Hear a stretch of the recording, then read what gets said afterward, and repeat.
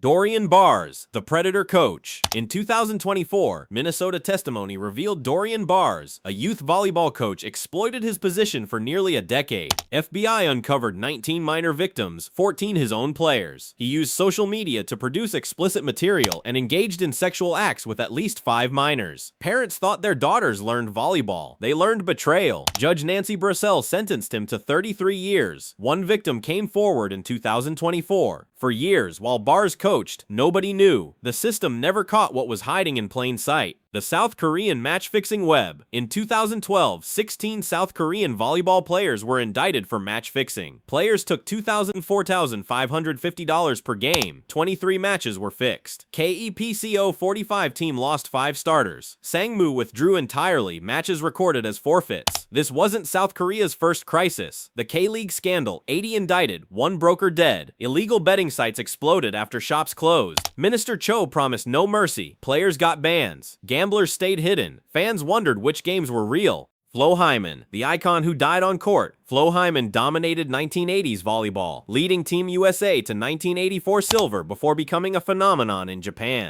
On January 24, 1986, during a match in Matsue, she told teammates to keep fighting. Moments later, she collapsed, dead at 9:36. Initial cause, heart attack. The truth, Marfan syndrome dissected her aorta. Her brother Michael later discovered an enlarged aorta and underwent emergency surgery. If Hyman had been screened earlier, could she have been saved? In the 1980s, Marfan wasn't routinely tested. It is now, but only because Flo Hyman died first. The screening that might have saved her came too late. John Verbo, 16 years old, February 25th, Boston Volleyball Festival. John Verbo, 16, from Colony High School, went into cardiac arrest during competition. Rushed to Tufts Medical Center. His community held hope for 4 days. A GoFundMe raised $76,000. On February 25th, John died. Massachusetts requires AEDs and CPR certification. An AED was used. It wasn't enough. His funeral was March 9. The community mourned, tributes posted, news moved on. But John's teammates who watched him collapse carry that forever. You don't move on from watching a friend die at 16. The College Park ambulance that never came. December 5, 2024. A 15-year-old girl collapsed during warm-ups in College Park, Georgia.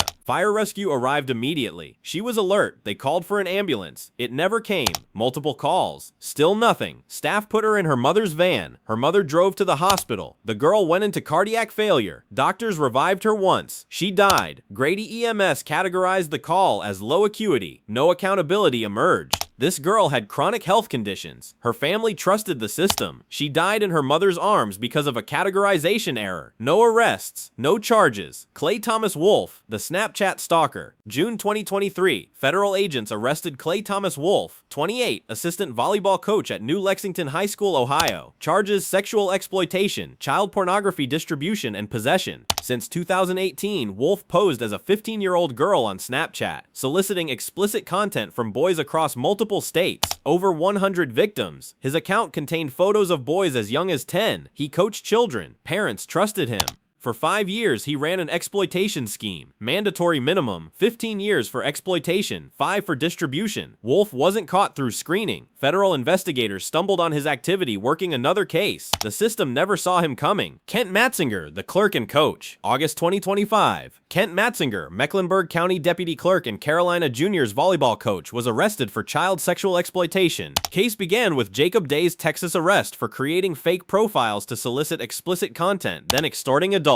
Day mentioned Kent, who sent substantial money via Cash App. Investigators found requesting explicit content from someone claiming to be 16. Police executed a warrant. Matzinger admitted communicating with Ziana, receiving explicit material. He claimed by 2023 he suspected catfishing. The damage was done. Matzinger, 16-year coaching veteran, paid for child abuse material while coaching athletes. He posted $50,000 bond, resigned via email. The club called it a shock. How many background checks failed? The Northwestern volleyball hazing scandal. March 2, 2021. Jane Doe contracted COVID despite following protocols. Coach Shane Davis and staff decided she needed punishment. Team captains chose throws it, run suicides, diving to the floor at each line while teammates, coaches, and trainers watched. She was injured, needed medical attention. Northwestern investigated, confirmed hazing. Davis temporarily suspended. His contract renewed December 2021. Jane Doe never played another game. Davis isolated her, forced apology letters, refused proper coaching. She met with athletic director Derek Gregg about toxic culture. He did nothing. Jane Doe medically retired December 2022. In July 2023, she sued Northwestern's first female athlete to come forward. Her career ended. Davis kept his job. Brooke Reinhardt, the coach who crossed the line.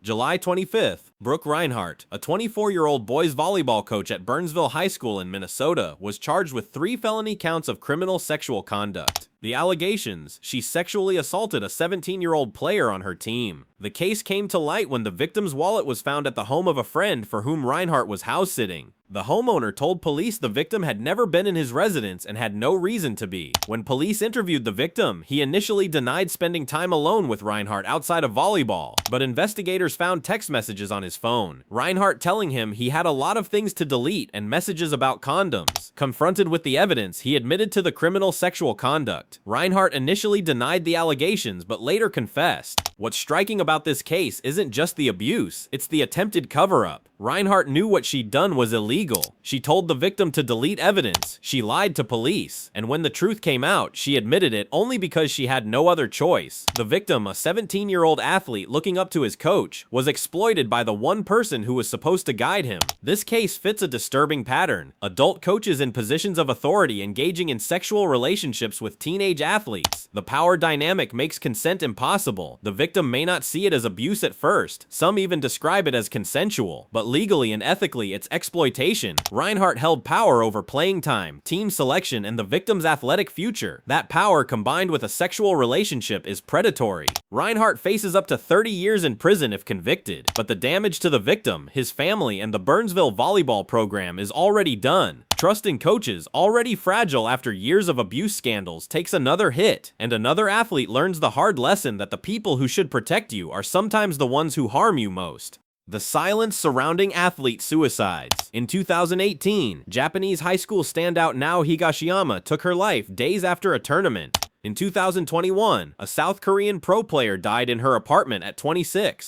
In 2015, a 17-year-old American ended her life after months of online bullying. Each time, shock, condolences, then silence. No institutional review, no mental health reforms. Volleyball has no central mental health protocol, no regular screening. Pressure is relentless. Performance, body image, scholarships, injuries, social media. For some, the weight becomes unbearable. Elite athletes face unique mental health challenges requiring intervention, but federations treat mental health as afterthought. Athletes are taught to toughen up, never show weakness. The scoreboard won't show who's silently losing off court. Until volleyball mandates mental health resources with the same rigor as drug testing, more athletes will suffer, more families will get that call, and the sport will keep pretending the problem doesn't exist. Thank you for watching. Please don't forget to like the video.